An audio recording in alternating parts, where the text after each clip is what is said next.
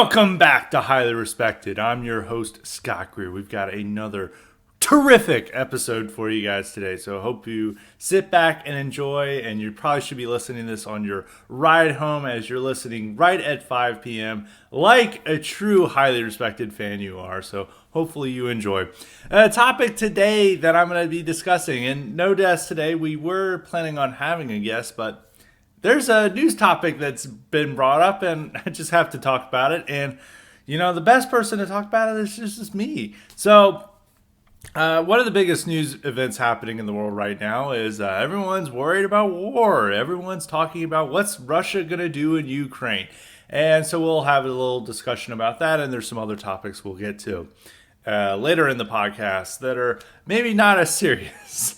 But going on with this Russian-Ukraine, we had an episode a few weeks back with our good friend Peter Nemitz, Mr. Vax Extraordinaire, Peter Nemitz, who is on.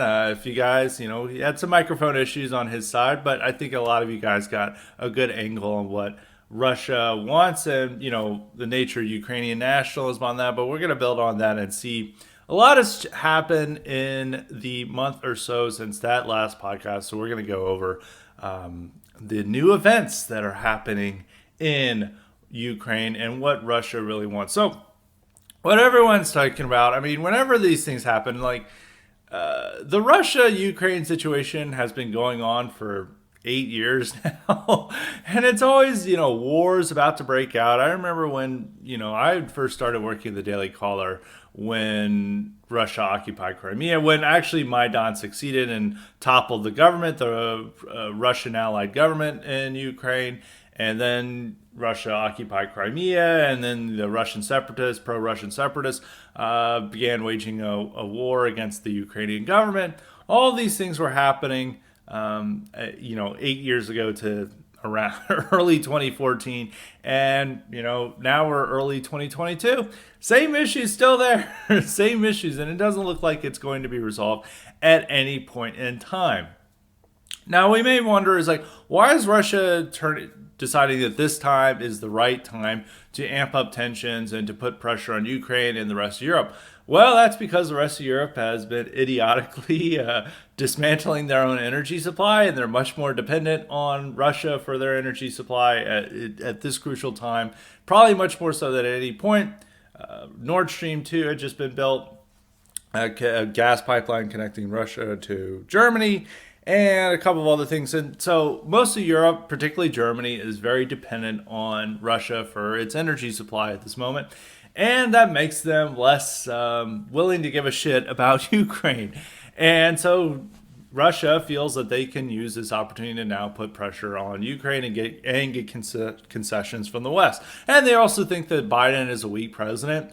That people aren't respecting him, that there's really no one in control of the White House. And so they'll just go in and, cause a fuss. And they know that the American public doesn't want a war and is not willing to risk American troops for Ukraine. They will only do economic sanctions, but these economic sanctions are not likely to be backed by Germany and other European countries.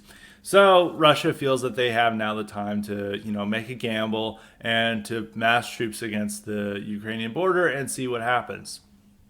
Now, some people are wondering, I don't think, as we said in the last podcast, I don't think Russia wants a war because, first off, there is a, sliver of territory in eastern Ukraine that is effectively under Russian separatist control. The Donbass, it's two major cities, Donetsk and Luhansk. I think that's how you pronounce it. And it's very much east. It's not even most of eastern Ukraine. It's not even most of Russian-speaking Ukraine. But it is, a sizable portion of Ukraine. The Russian public is fully behind these guys. They want to annex this territory, and they can easily annex it because, it's already effectively under separatist control, and they want to merge with Russia.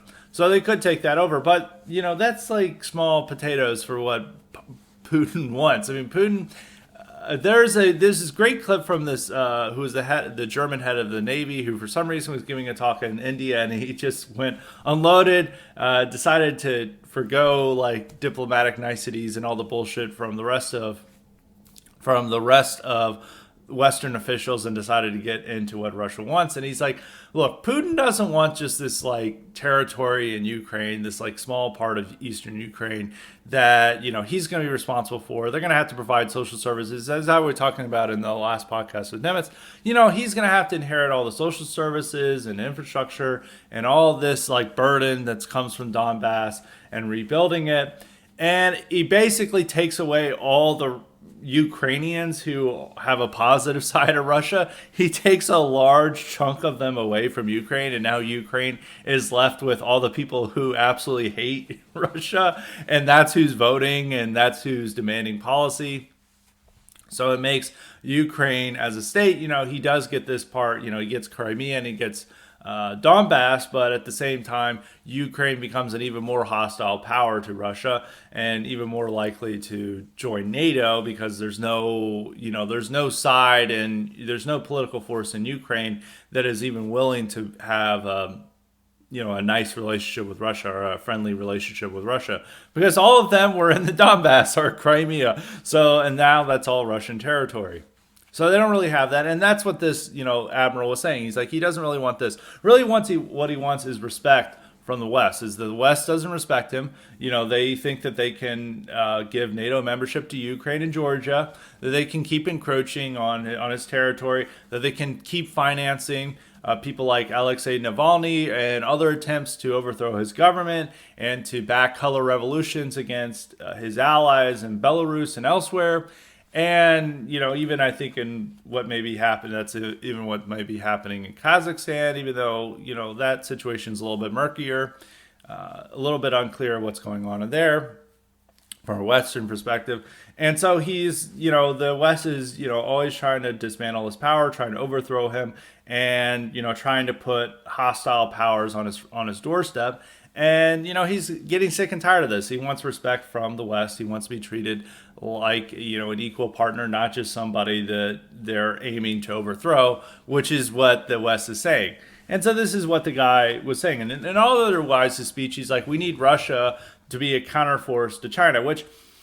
and he also made points about that they're a Christian nation. I'm a Christian. He, it's surprising that a German official is declaring himself a devout Christian. I mean, they are technically Christian, but they're not very devout in Germany. And he's like saying we need another Christian nation to counter China. And he was going on this point. I don't know necessarily about that point about how you're going to break off Russia from, being in bed with China, with the West. I mean, Russia, China doesn't try to overthrow its government or try to put color revolutions on its doorstep or, mass troops or is like having its own putting hostile troops on the border with Russia. And, they have a pretty good working relationship. It's unclear why Russia would break that off to side with the West, which the West is unreliable and wants to topple Putin. But I get this point. In a sensible manner, he's like, we need more counterweights to China, and Russia could potentially be one of those. And he was saying this in India, and India, of course, hates China. So maybe he was just saying this to the Indians to, win them over to his position on Russia. And they, Indians really want somebody to counteract China, and them saying, well, we could use Russia as a counterweight to China. Maybe the best way to appeal to Indians. I don't think the Christian message was the way to do that, but who knows what was going through this guy's mind. And anyway, that admiral was sacked from his position. He had to be fired because, of course, he spoke too much truth and too much honesty, which you could never imagine somebody from that perspective saying that from the American military. Our generals really just read like New York Times editorials and like Wall Street Journal like editorials, and that's it. Like they have no original ideas by big picture. Like if you ever listen to these guys, like I remember I think it was General McChrystal, and he's like, what's the biggest issue? And he's like, the debt. It's like the debt is really, and it's like, okay, you clearly just read that in a Wall Street editorial. You're not really thinking, and even like thinking geopolitically, like none of our military commanders can think grand scheme geopolitics. They're just like, China, yeah, maybe a threat. And then it's like there's no long term thinking. There's no like big picture thinking. There's no thinking outside the box. Like if you want to know what the military thinks, just read like New York Times opinion section and Wall Street Journal opinion section, and you'll basically get what they think. I mean, depending on whether they lean more Republican or lean more Democrat, you will get what all their ideas and their big picture thinking. They probably think like Thomas Friedman is like a guru, and so you're never going to get this type of big brain thinking from an American military commander. And none of them would say that publicly because, the way of moving up the chain of command is to be, good little bureaucrat and stick to the playbook. And this guy definitely did not stick to the playbook and what everyone else is saying. So that's why he was punished and sacked. But I don't think anyone's going to listen to this admiral. His name is Admiral Schoenbach. I don't think anyone's going to pay attention to what he's saying because what he's saying is not what anybody wants to do. At least for the Western side. I'm sure Russia was listening. And people did pay attention. I misspoke because, he got fired and now it's international news what he said. Just giving some random talk in India. But other reasons, like people are looking at this and like saying, oh, this shows Germany's perfidy. Like they're not on the side of democracy. There's all these people who are like, I think it was... the guy there's all these people who are writing expert opinions who are like, Germany is no longer a democratic ally. They care too much about energy supply and imports to stand up for democracy. And this is always a constant theme that is now not only used for foreign policy, but domestic policy. It's like we have a democracy scale. And if you're falling down the democracy scale, we need to do something about it. And we're in a democracy alliance against the anti-democracy world. And all our enemies are just like authoritarians who just hate democracy. But we have just so much freedom and democracy in our own countries, and they just can't handle that. And then we're trying to import that to these countries. And the attacks on Germany, first off, their government is like ridiculous. Like the new left-wing government they have is a coalition government of the Social Democrats, the Greens, and I think the Free Democrats. There's a couple of different, I think they call it a green light or a red light alliance because it's red, green, yellow parties with their colors. And, the new government is like terrible. They want to increase immigration. They're pursuing ridiculous energy policy, which the funny thing is like the Greens are the ones really pushing like the dismantlement of nuclear power and any other type of energy forms they're considered too dangerous. And that's making Germany more dependent on Russia. But the Greens are actually like the most anti-Russia party in Germany itself. Like they are the most hawkish towards Russia. Social Democrats and the Christian Democrats or the center-right party aren't really have a more realistic attitude towards Germany. Alternative for Deutschland, the Nationalist Party, is also like fairly positive towards Russia. None of these people are really like that hostile towards Russia as you would see in the UK and America from most of the major political parties. And Germany is much more dependent on Russia for its energy supply, which I keep mentioning. But it is like a weird for like Americans to complain that Germany's not standing up. Like Germany is wanting to, in order to maintain a united front against Russia, Germany, which controls a lot of the economic levers in Europe, has to agree to punish Russia, which then Russia will punish Germany by cutting off their energy supply. And America's just like, yeah, you need to all freeze during the winter because democracy in Ukraine, because we have to prop up this corrupt oligarchic regime in Ukraine that is a complete joke, and you guys need to lose your energy supply for an entire winter in order for us to do this. So that's what we're telling Germany to do. And it's like, you have economic concerns? Like, don't worry about those economic concerns. You need to do this. And it is weird, like, America's demanding this because America's not going to suffer anything from this. I mean, we're not planning to put troops there or anything. We just want to pass economic sanctions that don't really hurt us, but really are going to hurt Europe when Russia responds in kind. And there's no way to convince Germany to do this, but we have just like a ridiculous foreign policy way of going about this, and then we just say, but democracy, and that's what they do. And even with our negotiations with Russia, we're not offering Russia anything from backing down. I was reading like a Council of Foreign Relations article because I wanted to see what they're saying about this, because of course they're very anti-Russia, and they're like, well, we have, opened up, arms control talk with Russia, and it's like they should accept that, but we will not reconsider giving NATO status or giving NATO membership to Ukraine and Georgia, which is really what Russia wants. And Russia wants a complete revocation of NATO membership, of an offer, a promise to not offer NATO membership to Ukraine and Georgia. And they would back off. Like, they would probably even cut off the rebels in Donbass if they were giving this green light. I don't know if they would necessarily cut off the rebels, because that would be politically very unpopular in Russia. But they would stop harassing. They would stop harassing Ukraine. They would just like, okay, that's what we want.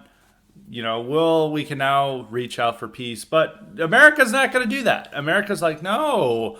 The Ukraine democracy wants to join NATO, and so does the democracy in Georgia, and they're just so committed to these ideas, and they think that just giving out stern tweets and talking about democracy and filleting themselves is the way to negotiate. There's no real diplomacy here, and we have nothing to push Germans to do what we want, except complaining about their lack of commitment to democracy, which, like, Germany isn't even really like a free country. Like, Germany, you get arrested for hate speech and like locked up in jail for a while, like for stupid things.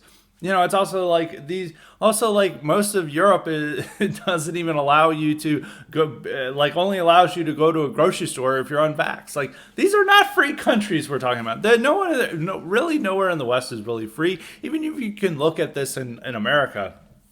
We've always complained about what Russia does to pro-democracy protesters, and then they're like, they censor talk about how this election was rigged. And then you go to America, and in America, we censor talk. If you dare question the 2020 election, you can be censored and deplatformed for the internet, or you can be subpoenaed by the January 6th committee. I mean, look at, if we're talking about democracy, look at what the January 6th committee is doing in our response to January 6th. Let's say this is Russia. And let's say that pro-democracy protesters broke into, the Kremlin, and they were, in order to demand a free and fair election, because declare that Alexei Navalny won the election. Every Western media outlet would have been like, this is so brave. This is the new Tiananmen Square. They would be going crazy over that. They'd be having orgasms on TV about how amazing these protesters are, that they're trying to declare the rightful winner, Alexei Navalny, the president, and it's so awful that Russia is sending people whose only crime was walking around the hallways of the Kremlin without permission, and they're sending them to Siberia for 6 years, and this is just so terrible what they're doing. And it's outrageous that they're censoring talk, and they've actually, imprisoned this person who's supposed to be a presidential candidate and taken him off social media just for his political opinions. And then you're being like, okay, we have all that situation. Now that's happening in America with January 6th. I mean, they're sending people to jail for 3 or 4 years for the crime of walking around the Capitol without permission. They're, censoring the president of the United States. I mean, it doesn't necessarily fully work, because, Putin didn't overthrow somebody. But, let's say if Putin had overthrown somebody and then they completely deposed him from social media, and then they began launching criminal investigations into him in order to arrest him. And that they're now wanting, and now imagine that they're having some, the Duma is having some political commission to interrogate and harass and persecute people who have not been convicted of any crime, and demanding that they turn over all their private information. And, the Western media would be aghast at that. But that's what they're doing in America. I mean, we got another example of this last week when the January 6th committee subpoenaed Nick Fuentes and Patrick Casey, and demanded their private communications and other thing. over January 6th, which none of them have been convicted of a crime. And it's also should be noted this, and I pointed this out on Twitter, is that Nick Fuentes is also on the no-fly list, and they confiscated $500,000 from him for no crime, just for the suspicion that there may have been something amiss because he got a donation from a guy in France. There is no connection between this guy's donation in France between any type of criminal activity or any illegal activity. But the FBI and the media and January 6th committee has decided that this is a crime of some sort. So we're going to go after these people and demand questions. And they're also, one of the reasons that they put in their subpoena for getting them is that you guys spread false information about the 2020 election. Like that is like a criminal. That's an offense within itself. That's almost tantamount to a crime in current America. And they've used that with other subpoenas too. It's like they've gone after other people. They're saying, oh, these people have been questioning the 2020 election. We really need to criminally prosecute them. Now, so this is what's being done in America, and they're using social media to censor and silence people and punish people. Now, if this was happening in Russia, similar situation, you can only imagine how they would be covering this. And that's even with like Navalny too. And it's like Navalny, very few people in Russia support Navalny. And it's very clear that he's backed by foreign powers. And so is his whole press protest movement. And it's backed by NGOs and the State Department.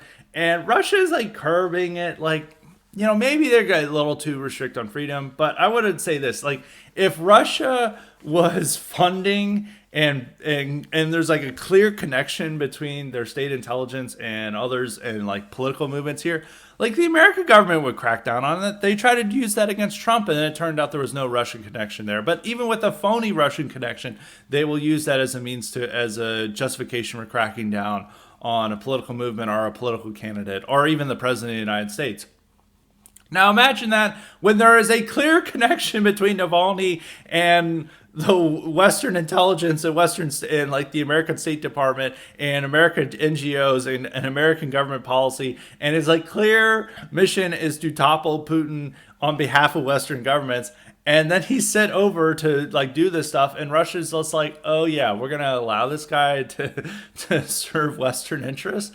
Maybe in Russia they feel like that's not necessary. And anyway, when Navalny has like no chance of ever winning an election, I mean, if you look at the people who score second and third behind Putin in these elections and presidential elections, and even like the largest parties, like the second is the communists. The third is the really misnamed Liberal Democratic Party, which are boomer, like Russian ultra-nationalists who all these parties are in some ways controlled opposition to the Kremlin, but they do, people are voting for them because they, have issues with Putin's ruling party and regime, and they feel that their message appeals to them. But that's really what they like. If it wasn't for Putin, people would be choosing either communist or ultra-nationalists who would have already like nuked Kiev or something right now. And so that's like what the choices are in Russia. It's not like the actual liberal Democrats of Navalny, these people never really get major support. And most Russians are much happier with Putin's regime than they were with the glory days of Boris Yeltsin, which all the West is like, oh, Boris Yeltsin was such a great president. And it's like, no, there was like a kleptocracy that was being run in Russia, much more so than it's now. And there was no order. There was complete chaos. And there was extremely bad economic problems. And, it's not like Russia isn't really that great now, but it's much better than it was in the 90s. And most people are able to see that, and they're not about to go for this guy Navalny, his whole mission is like inviting NATO to like into Russia to like occupy, and then like demilitarizing Russia and turning into like to backwater where they have like gay pride parades and everything that a lot of the Russian people don't want. Not like saying that like there's like this Russia is like this utopia or anything, but Russia. And a lot of people, some on the right, have always like had weird conceptions of Russia and fantasies about Russia, but it's not really like a delusion. It's like, I don't really care about imposing my, Americanism on them. And I do think that in a serious world order where, Russia is not the big problem right now, it is China, even though I have, spoken out against some of the China hawkishness. If we are trying to be serious against China as the threat, and I don't really necessarily want to live in a world that's dominated by China. I don't necessarily believe in a world, not that like that goes to the point of me caring about like Taiwan or, complaining about like what's happening to Hong Kongers or whatever. But at the same time, like, I do understand that like you don't want a China dominated global order, like in the same, and in order to push back against China, you need other powers on your side. And we're instead feeling that the solution is just to completely alienate Russia in order that they'll be fully on China's side. And we're just like, I don't know how we're going to, but we will go to have World War III over Taiwan. And it's like, this is ridiculous. How about like, working with Russia, eventually getting them to, push back against being able to be a power that can, contain Chinese power. But that's not on the cards. That's too anti-democratic. So we can't have a sensible foreign policy. America feels that we can both counter China and Russia at the same time. I don't know how that's going to work. And we're not even really doing a good job of countering China because there's no real threats we can put on China. Like the same things like, well, we're never going to pass real economic sanctions to China because our entire economy depends on China. And not only that, but our entertainment industry, our financial industry, and even like our media sphere, because they see China as a non-white power and they are so sympathetic to the Chinese and anti-Asian hate crimes that, they'll connect any pushback against China to those things. They're all sympathizing with China. Like there's no way we're ever going to get, like when we're making most of our big budget movies to appeal to a Chinese market, how the fuck do you have a Cold War against China?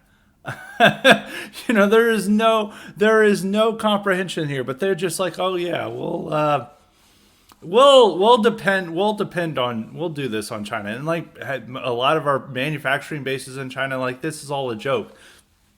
Like we're going to make China more democratic. No, we're not. Like they have a lot of influence and control over our country in a way that, so instead, like, we can't really do anything against China. We make some statements, we send some stern warnings about the Uyghurs or whatever, and China just simply ignores it. So we then feel like we can bully Russia, but we're losing that grip because Europe is just tired of this, and they're, due to a lot of their own stupid policies, they've decided to become more dependent on Russia.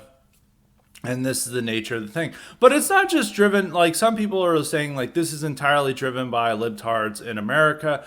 But it's not entirely driven by libtards in America that like this stupid foreign policy is. Like one, America doesn't want a war. Like this is something to keep in mind, is that a lot of people are saying, oh, the powers that be want a real war. They want this. And it's like, they really don't. They know that our military is completely unprepared for a war like this.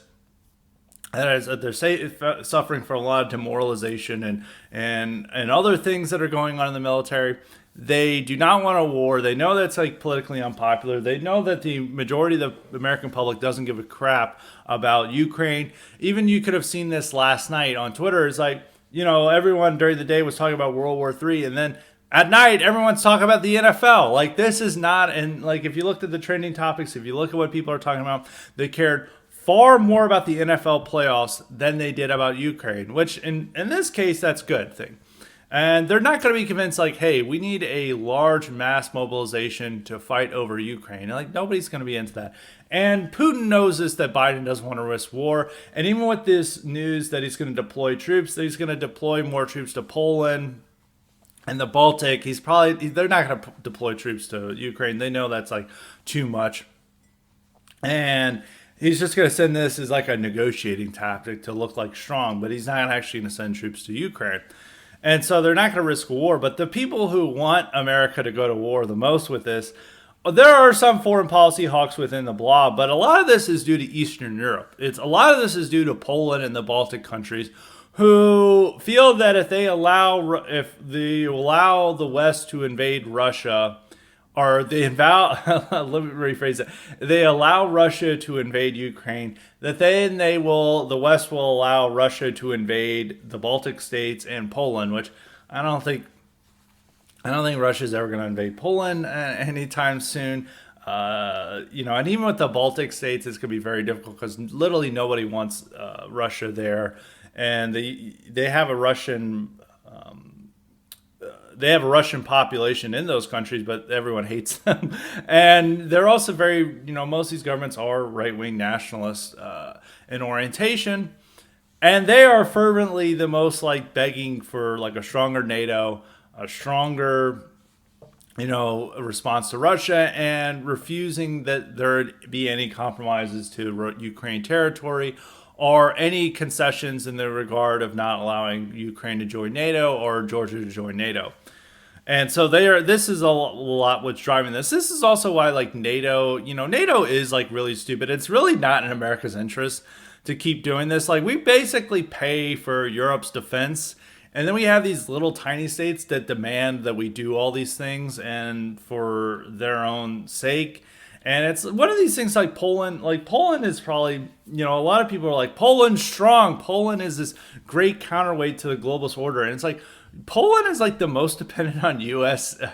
defense and aid and EU aid, and they're also they're also the most fervent supporter of NATO.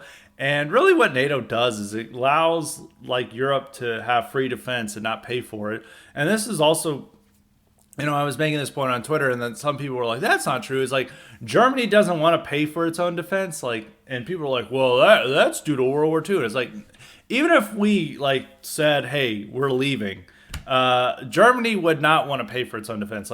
Western Europe was able to have all these great welfare states and functioning infrastructure and things that America is not capable of having. I mean, there's a lot of reasons America can't have it, but one of the reasons that Germany and other places were able to have this is because America provided their defense. They're like, oh, okay, well, we don't need to spend as much on defense as we did during World War II or in the early part of the first half of the 20th century. And they did spend a lot on defense. And during the Cold War, I mean, Germany did have a military back then, but they haven't had one in 30 years because they're like, we're not spending any more money on this. And they've ended conscription and other things. They have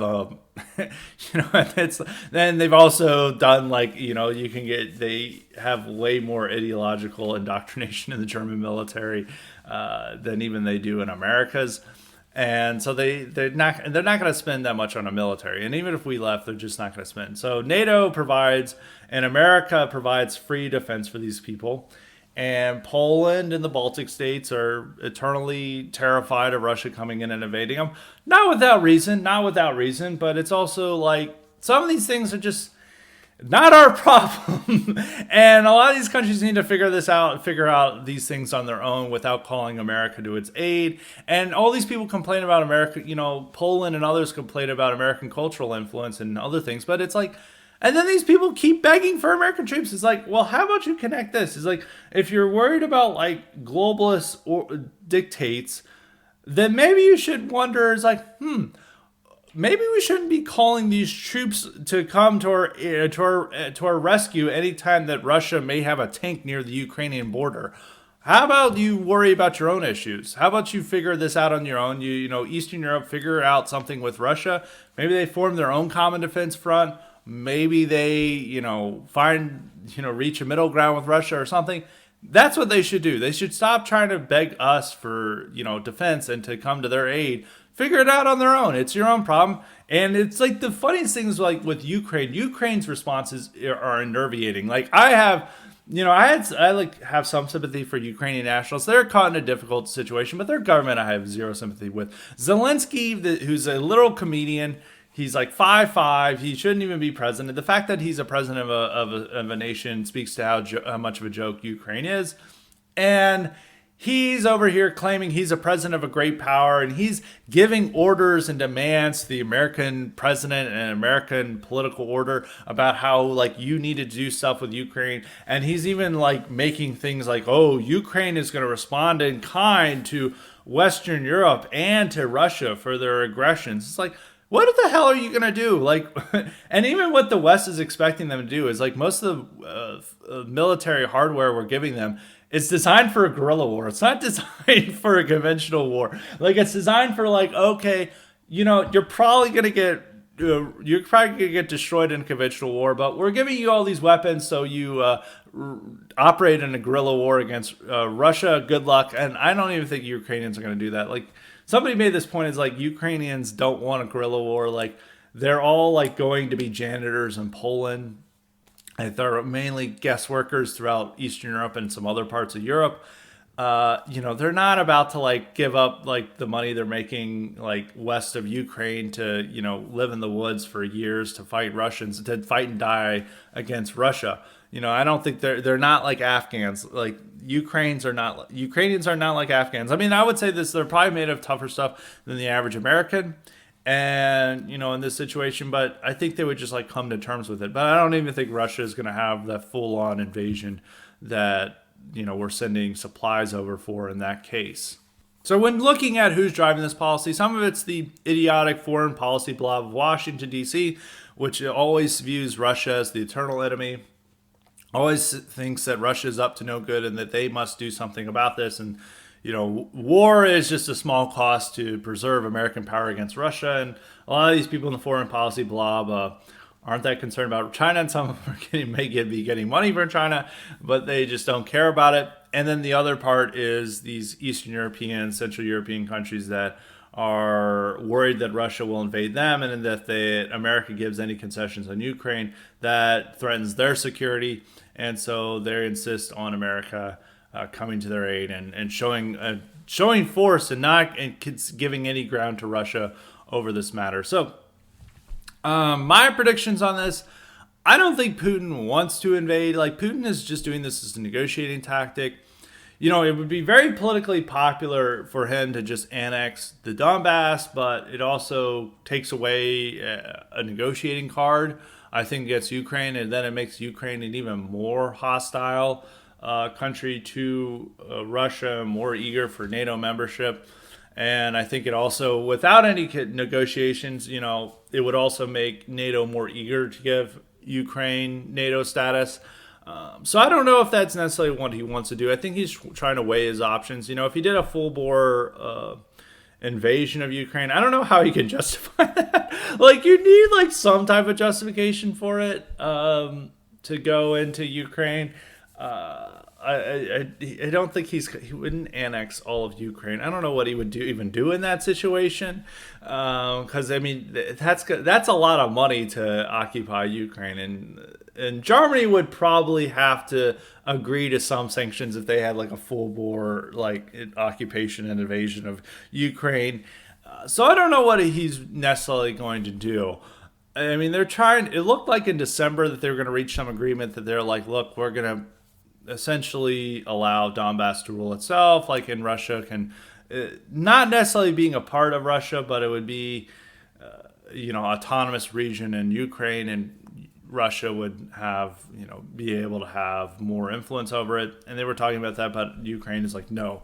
Ukraine is wanting no. And the thing is, like, Ukraine is a partner that essentially wants American troops there in Ukraine to protect it, and they're not willing to give up anything. And Zelensky has to do that because, if he did give up anything, his government would fall. So it's an interesting situation. I think that is probably the most likely, is that Russia decides that, like, this is pointless. We pushed all these troops here. Let's do something out of this. Let's just annex Donbass, and maybe they'll take a little bit more territory than that, and then they'll just say this is part of Russia. And Germany would probably not go along with any sanctions, or would not go along with anything if it was just a very minor invasion. And as Biden telegraphed, he said, like, we're going to we'd accept a minor incursion, but he had to be told by his experts, like, no, no, no, no, no, that's what they're probably planning on doing. So we'll see what it is. I mean, it would destabilize Ukraine if they just got, their territory easily taken over by Russia and, they couldn't do shit about it. I think that would create problems with Ukraine. Maybe there could be a chance that like the Ukrainians, come to terms with the reality and they elect a government that will, try to maintain a realistic relationship with Russia instead of just like, this super hawkish complaint, like pretending they're a great power and then begging for America to come and provide their defense. I think they could do that. I don't think that's likely that they'd have a government to come to terms with reality, but they would grow even more detached from reality and grow more dependent on the West, which is not a good thing. And it is funny with like Ukraine, like I've talked a little bit about this, is like they're using the same propaganda tactics that like everybody uses to gain support. They're now like showing off their female troops, which like the Kurds and others use to like beg for support from the West. Like to say like, hey, we have women fighters. Like this is Assad / ISIS's worst nightmare. Please give us support. And now they're like, look at these female troops that are no way involved in combat. This is Putin's worst nightmare. And then they're like, this is how you win over the West, is now just finding female troops. I remember watching some documentary, a report on Assad, and in this report, they literally gave these women who are not combat fighters at all. They're totally just like housewives, and they're like, here's an AK-47, pretend that you're warriors. And they set them up in a house. They're like, this is the front line, a part of Assad's like female combat legion, and they're like patrolling. And then like the news reporters were like more skeptical because of course they don't like Assad, and they're like, that's weird, why did this women fighters come from? And then they're like, once the report ends, like they left a camera like watching as like these women depart from a bus with no weapons. And it's like, yeah, but that's how you win over the West, is through claiming you have female fighters, which is just something funny. Even Ukraine even does that. Maybe if Poland would even do that if they really thought that Russia was going to invade. It's like, oh look, America, we have female fighters, and then like the New York Times is like, oh, this is so great. This is Putin's worst nightmare, and then like they're of course not on the combat front lines. But going back to the general point of what's going to happen in Ukraine and Russia. It's hard to say. I guess that's like the most realistic now, seeing as they're going to annex Donbass. That's not really what Putin wants, but I guess he has to do something with all the troops amassed there.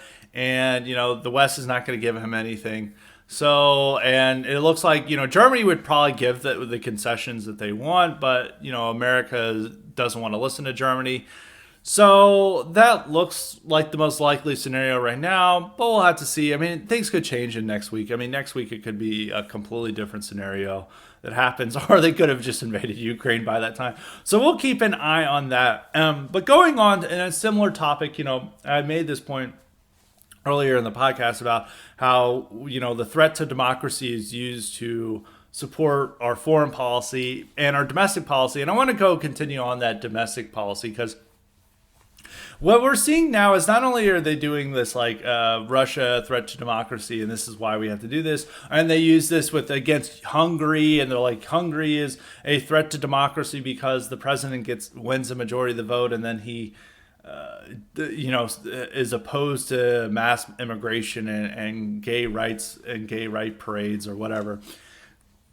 This is a threat to democracy. They're slipping on the democracy scale. But they're also using that domestically, much more so than they did, I think, during the Trump years. I mean, in the Trump years, they talked about him being an authoritarian. And, of course, Washington Post made its tagline, democracy dies in darkness. But I think that, they realized that at some point it was, like, a little too ridiculous that it is. And they did actually have a point, like Trump was actually president. But now they keep using this tactic even more hysterically and even more idiotically at a time when Trump is not the president of the United States. Republicans aren't even the majority in Congress, and the left has complete cultural institutional power. And they continue to claim that there is this that democracy is about to end. And they're claiming this with the 2022 election because Democrats know they're going to get destroyed in 2022. And their only hope was to pass this voting rights law that, I shouldn't even call it voting rights law. It's like, because it's not really about voting rights. It's about just giving full, complete power over elections to liberal bureaucrats. And this was like their last hope to ensure that 2022 didn't turn into a disaster for them, is that they would just get control of elections and be able to, have mandatory voter registration and be able to do ballot harvesting on a scale that is unprecedented, even a scale much higher than it was in 2020. But of course, their bill's not going to pass. So now they're just going to how Republicans are ending democracy, and the 2022 election is going to be rigged, and this is a threat to democracy. And, you have to think, it's like, we spent, it doesn't look like 2022 is going to be that different from 2020, except maybe a little bit more restrictions on mail-in ballots and other things. And they kept insisting 2020 was the freest and fairest election in human history. Like, there was nothing wrong here. This is the freest and fairest election. PolitiFact said so. All the fact checkers said so. And they're using, and in 2022, they're saying, like, this election's not going to be free and fair. It's going to be the unfreest and unfairest election in human history. And why? Because they're requiring more voter ID, and and they're not allowing us to have control over every election. And this is like a meme that's like believed all the time, is that there's like some grand threat to democracy that we're one election from away from. And they're like giving MSNBC and CNN is giving these Democrat politicians and respectable journalists airtime to say that, democracy may end after the 2022 election. It's like, even from a Democratic perspective, it's like, how? It's like, there's still going to be a strong Democratic contingent in both the Senate and House. They're still going to have the White House. Like, what is the democracy threat? And it's like, they don't even really conceptualize or tell you what the threat to democracy is or what's going to happen. They just keep saying, like, racism, throwing out ballots, Trump, January 6th, Charlottesville. They'll even throw in Charlottesville sometimes in there. And it's like all these threats are just some mass boogeyman that requires complete control of liberals, which the irony is that all these complaints about threats to democracy ensures we become less democratic as a country. And that's the same in Europe, too. It's like, we need, in order to preserve democracy, we need to enact hate speech laws and censor free speech and have more social media censorship. And that's what they argue here. And so this democracy, canard that they're, propping up, it doesn't really work. I don't think people are really getting convinced of this, but it is just like all over the place, and it's argued for everything. It's like, everything is like a threat to democracy. Everything they don't like is a threat to democracy. Everything they do like is a preserving democracy, even if it's, eroding free speech or other constitutional rights. They don't care. It's all how it works. But they're able to get away with this due to the fact that they have almost near universal cultural and institutional power.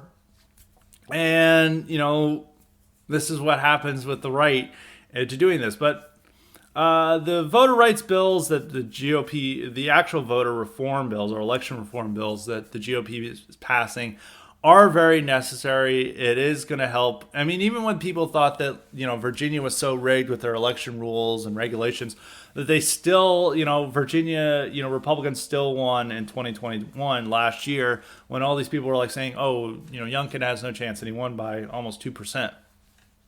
So I think you're going to see a major swing in 2022. This is their last hope. The passing this election rigging law was their last hope of, maintaining a hope of victory for 2022, but that's gone away, and now things are going to keep getting worse domestically for Democrats, and more things are going to be blamed on Democrats, and people are going to vote for Republicans as an act of protest against these policies that they're suffering under. And that's another reason why it's probably not going to risk war, is that I can't imagine a more disastrous domestic thing or a disastrous political policy than sending American troops to a war in Ukraine. Like Biden knows this. Like that's why like Biden's trying to claim that like COVID is over is because he realizes that like COVID hysteria is destroying Democrats and people are getting fed up with these the kids mask mandates and schools being shut down, and they're now trying to like contain their own side's hysteria over this because it's driving ordinary people into voting for Republicans. So that's how they're doing it. But they're still that their last tactic that they have is just saying planning Republicans as anti-democratic traitors. January 6th. That's what the January 6th committee is doing. They're trying to embarrass and obtain private information from not just from lawmakers, from political activists, from Nick Fuentes, from all these people in order to secure their chances for 2022. It's all a political scam, and that's what they're doing. And this talk about democracy, we're just going to continue to hear more and more of this ridiculous notions that everything they don't like is a threat to democracy. And the only way to preserve democracy is to end free speech and put unelected liberal bureaucrats in charge of more of our things in our lives. So that is the conclusion to that discussion. And now one final thing before we go to the cognitive elite questions. There's actually something that really irked me, or really actually pissed me off. A story that came out. There's always these confrontations that go viral now. That this is something that you would see these things happen all the time. 10, 15, 20 years ago, prior to the everyone having a smartphone and able to upload these videos, that people would get outraged at each other in like a restaurant or whatever. And, it's just something had happened. But now that if it happens and if in this case, somebody can claim that they're a protected class and they're being victimized by some evil white racist, they're able to do that. And it now goes viral. Well, there's a story that happened at a Robeks where a guy who works for Merrill Lynch. I'm not going to give out his name.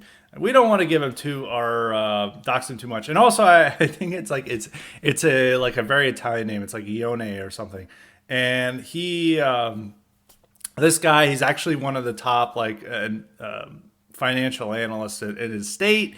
And he's like a well-respected guy, big guy. And he has a son with a peanut allergy. And when he ordered a Robex smoothie, he insisted that, make sure that there's no peanuts in this because my son has an allergy. He gives the drink to his son. His son drinks it, has an allergic reaction, and, gets very sick from it.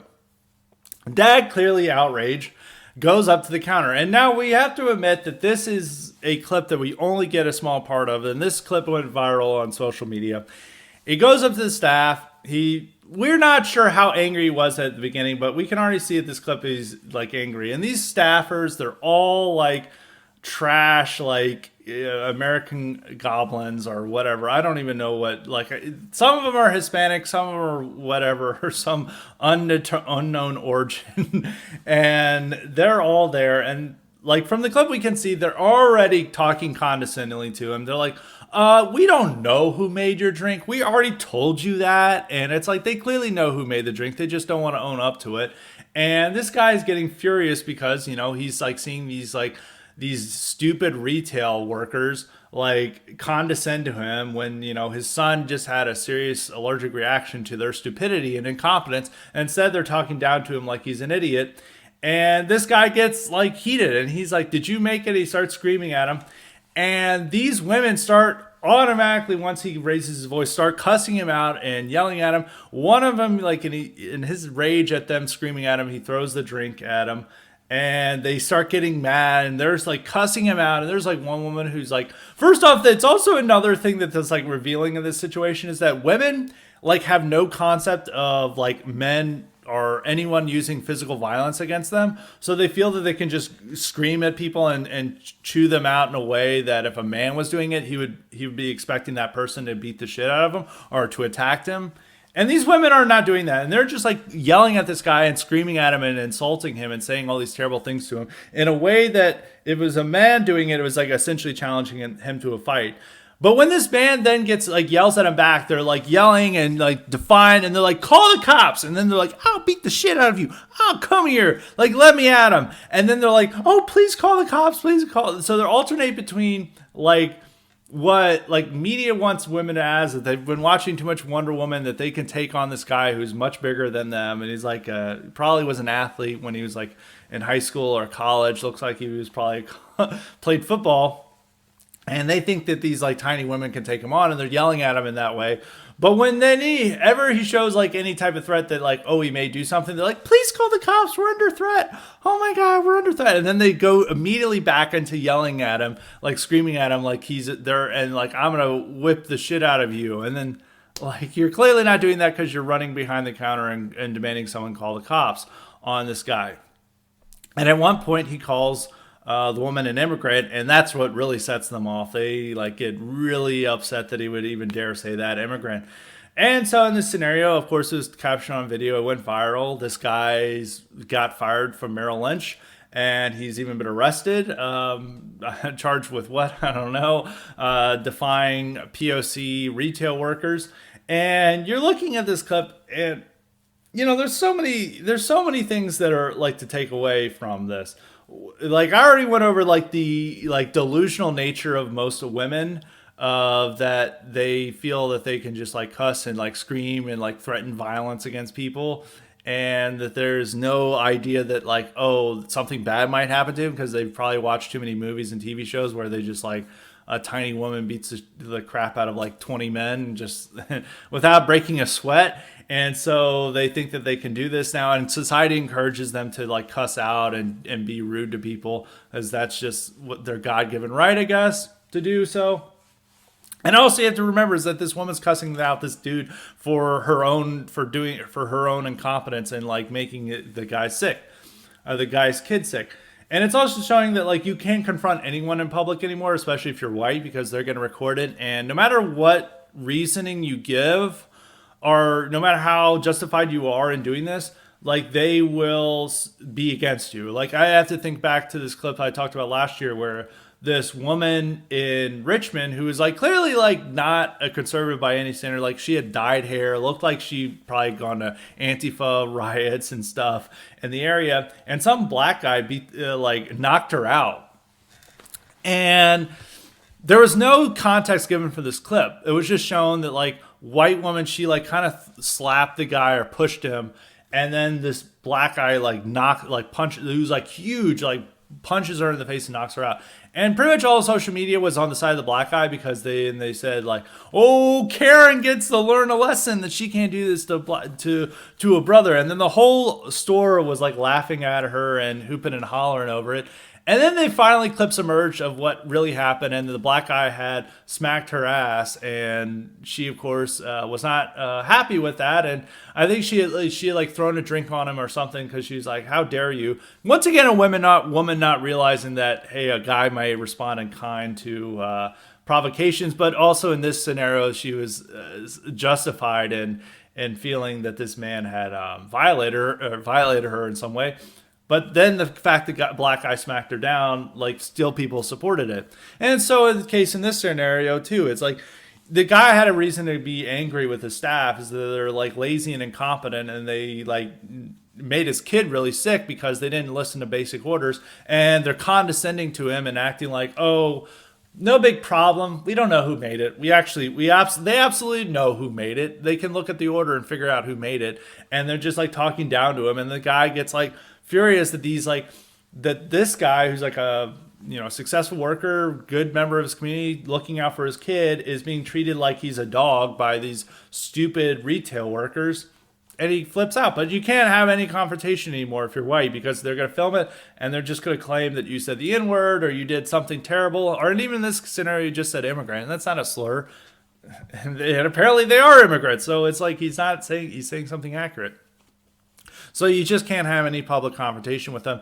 And POC are always going to be the heroes in the story, no matter how bad a behavior there are. So just in that scenario where the black guy punched out a white woman in a Richmond grocery store, it's the same here, where these incompetent retail workers mess up an order and make a kid really sick. Instead, they're the victimized party. They're the innocent, noble people, and they're in the same way that the black guy who smacked the white woman down is the brave and noble party, because he has a right to just slap her ass whenever he wants to, because I guess his color of his skin gives him that privilege. And the last point I want to make is a lot of populist think types and like new right types are all into like, we got to increase the minimum wage. We've got to look at all these great workers who are out there who are doing the hard work, and like they deserve much more wage. And I want to see, when you talk about raising the minimum wage and when you talk about the working class and like these hard workers who are suffering under the boot heel of oppression, I want you to think of these Robeks workers, because everyone thinks that it's like some guy like hard-bitten steel worker who's making minimum wage and stuff. And it's like, no, it's these Robeks workers. Do you think these women deserve $20 an hour? Do you think they deserve any respect? Do you think that they deserve like any like more than minimum wage? No, they deserve what they're paid. And even if they were making $20 an hour, they'd still be terrible workers, because that's who they are. That's like what retail is. And like, I worked retail. I remember people flipping out on me and getting them out at me for things that weren't my fault. Like, there were people who love abusing retail workers, and I don't really necessarily support that. Like, because like I experienced that at my own when I worked at a pizza joint and in a grocery store. Like, people would just like love to have the power over certain retail workers that they did, and they did that to everyone. And if you ever worked retail, you understand this. But at the same time, you have to realize that, retail workers are a little bit different from 15 years ago, or even the place I worked at. Most of them are like these Robeks women. They're like American, they're American creaturas. You're not really sure what they are, and they're rude, they're incompetent, and they're stupid, and they're like, and like the whole new right believes that they deserve to be unionized and to make $20 an hour to support their family that they don't have. And they're looking at this and they're like, no, I don't want to respect these people. And it's like, if you look at a lot of these workers now, it's like they always have like multicolored hair. They'll even have like a like Black Lives Matter mask and all this stuff. And you're supposed to see that like these are the workers of the world who are going to be fighting against woke capital. It's like, no, these people are like the ones who are supporting woke capital. Like, they're the foot soldiers of it. And you're wanting to give them $25 an hour to mess up your smoothie. No, they don't deserve that. And I think that like people need to stop just worshiping workers. Stop thinking that like all these people are just like secretly based, but due to the GOP's policy of supporting taxes or anti-unionization, that's what dissuades them. It's like, no, this is a lot of what the proletarian class is now. It's like, I don't even know. It's like non-white Robex workers, and that's what it is. And those are people who are never going to support our side, and they're happy to mess up your drink and give your kid an allergic reaction, and they think it's funny, and they're upset that you would ever dare to go after them. And in the hierarchy that we have now, a white guy who is like one of the top financial analysts in a state, or I forget the term that he was doing, that he was rated by that in magazines as like this like incredible worker, probably made a ton of money and has a successful life, successful family. He is at the bottom of the moral hierarchy to these POC Robeks employees. And that's just how the world works. Is like they could have easily gone over to him, poured a drink on him and thrown stuff at him. And they could have just said, this guy called us some other type of slur, and we got back at him. And even if they were the aggressors in this situation, they could have gotten away with it, uploaded the video, and called Employees of the Year. So that's just the nature of that. And so whenever Populist Inc. talks about workers and raising the minimum wage and all this stupid stuff, I want you to think of these Robeks employees, and that's who should be in your mind, not these hard-bitten steel workers in Pennsylvania who they are not the ones earning minimum wage. The people who are earning minimum wage are around those type of wages who you think deserve $20 an hour. Those are the Robeks workers who mess up an order and then cuss out a customer for getting rightfully upset at them. So now moving on to our cognitive elite questions. We have 2 Cognitive Elite questions this week, and as a reminder, you too can get the power to ask me questions or suggest guests and topics if you sign up for the Cognitive Elite option at Highly Respected's Substack, and that's at highly-respected.substack.com. So make sure you sign up for that, and make sure you sign up for the IQ supplements as well at the Highly Respected Substack. The first question comes from Adam. He asked me about this ad that came from Penzies, which is a spice merchant. They had a special of Republicans are racist week last week, and they were telling make sure you can tell cheese off racist with this special that we had. And it's really ridiculous that any type of company would try to do this, where it's intentionally telling half the population to go fuck themselves and that you're racist and we don't want your business. And they just did it. I guess the people who buy spices are typically lean Democrat or liberal, or whoever buy Penzies or that. And so Adam asked about it. It's like, what is now the keyed spice merchant of choice? And I don't really have one to say. I'm a super white on this regard. I put no spices on my food at all. I'm a very plain eater. So, my answer is to be super white like me and just knock off those spices. They're all going to be libtards anyway. If you can't trust, just if Penzies is going to follow along and tell Republicans to cheese off, then because they're racist, and it was also putting all these like factoids and like how Republicans are racist. I think it's like trying to restrict the vote and other things. It's a really ridiculous ad that anyone would do, because when you put out ads, you're trying to market to as many people as possible. And here they're trying to tell a very large demographic to not buy our product, and we hate you. We think you're evil people. But I guess it's a way to appeal to Democrats. So maybe they got a lot of Democrats buying it. And maybe they know that Republicans will still buy their product, because the NFL and every sports league has told Republicans and conservatives for nearly 2 years that you're racist and you need to check your white privilege, and people still watch it. So, I mean, maybe, it's not a stupid corporate decision to tell like Republicans we hate you and then expect them to still buy their product. But that's a topic for another day. So I don't really have a good answer to that, because I do not buy any spices, but do not buy Penzies. At least make this one example. I mean, it's like hard to get people to do anything about consumer choice. The people will still watch NFL. People will still watch like their favorite sports teams and other things, that even though they have stop in racism in the end zone and stop hate on the back of their helmets. I think with this one, like if you have buy Penzies, do not buy it anymore. They, make this decision. I don't care about how much you like their product. There are other choices. At least do this type of consumer power that you use. I mean, right does not ever want to punish these companies, but I think in this situation they should. So that's the first one. This second one is a really good Cognitive Elite question, and it comes from our good friend and former guest, or he's been a guest before. It comes from America Renaissance, Peter Griffin. He dearly departed on Twitter. He is back. I cannot reveal his name because the Twitter censors may be listening in. But if you listen to this week's IQ supplement, you will be able to hear his name, because I know the Twitter censors are not going to be around listening to my Substack. But this comes from American Renaissance Peter Griffin. He asked for my thoughts on West Elm Caleb. And this is a fantastic question. I was hoping somebody would ask this. For those who may not know, West Elm Caleb became a sensation on TikTok thanks to New York City women who were outraged that this man, he's a 25-year-old man. He worked at a West Elm design shop, I guess, or West Elm. He worked at West Elm, and he had a mustache. He's kind of a hipster, likely suffering from hair loss, because in all his pictures that they showed, he had a hat on. And I think if you're 25 years old and you have a hat on in your dating profile, that's an indication that you're suffering some form of hair loss. And especially if you're 25, he may not be, but I think it is in that case. But he's got a mustache and he looks like a standard hipster. But all these women were outraged because this guy would so-called love bomb them. He would send them a lot of great messages about how special they are and yada yada yada.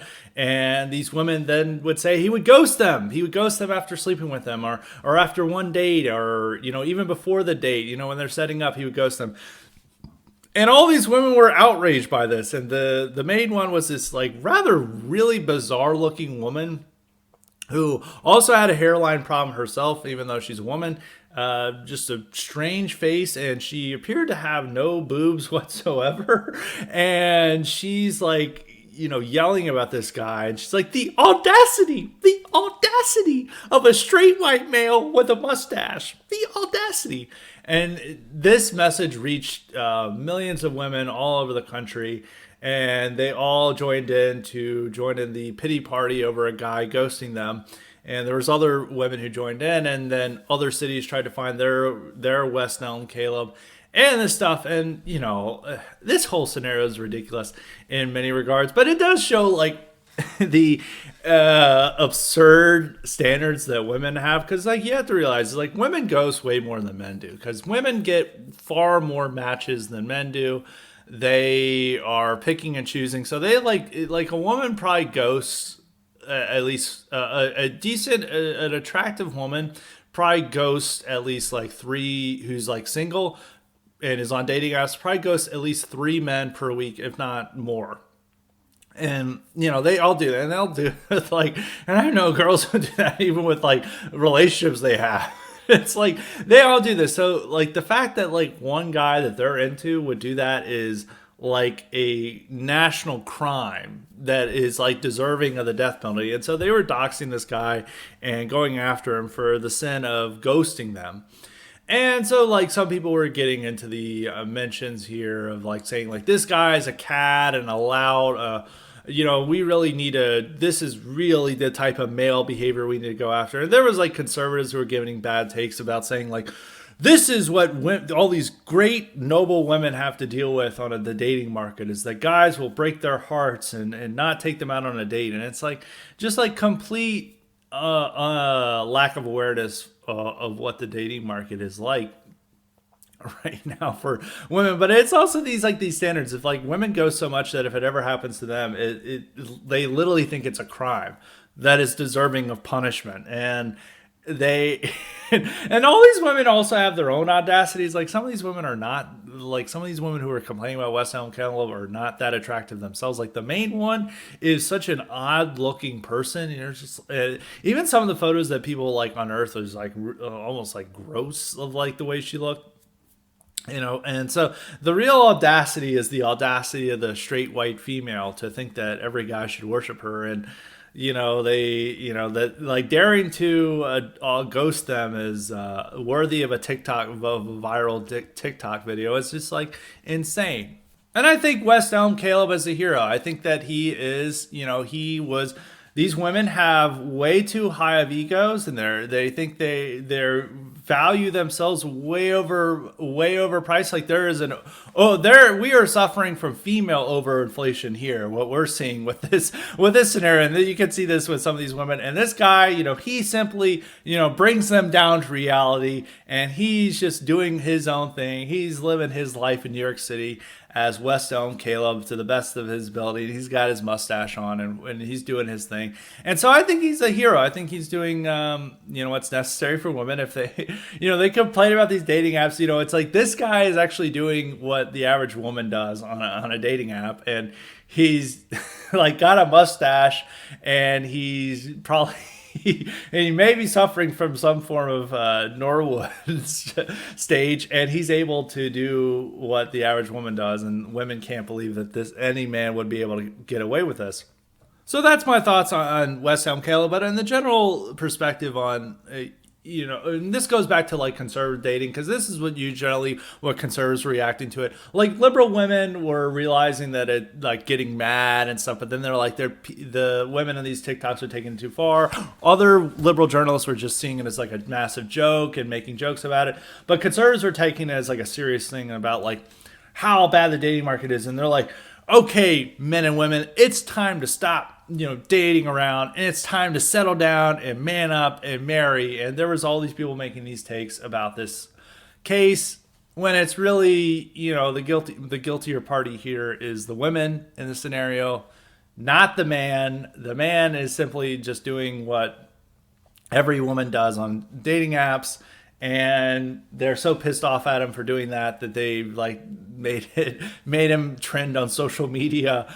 And so this is what happens with the craziness of it. So like, I think conservatives should look at this scenario and just like realize how like their notions of how like dating life is based on like conservative femcells complaining about where are all the good men, and that there's like, oh, this wonderful, noble, sweet woman who's got a BMI that may put her in the overweight category, and she's got a terrible personality, but she deserves Mr. Alpha Chad who makes 6 figures a year and is going to devote all his free time to her. And like, all these conservatives like say this, and then, you know, when they look at the actual dating market that guys have to deal with, it's like, no, they're like, no, this is not how it's working. And they should stop listening to conservative femcells on what the dating market is like, and stop like thinking that West Elm Caleb is a villain here. West Elm Caleb is the hero.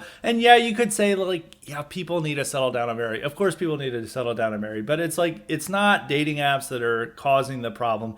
It's not guys being cads or louts or wanting to, you know, play video games instead of getting married and stuff. They don't really understand the man's position from this scenario. I mean, this is like what they're dealing with, like these horrible women who are getting mad about West Elm Caleb. That's even like the better, like some of them are like the better side of it. And then you're just like, yeah, you want to settle down and marry this woman who is thinking, and even in the original video, this woman, it's like, oh, another guy to my collection.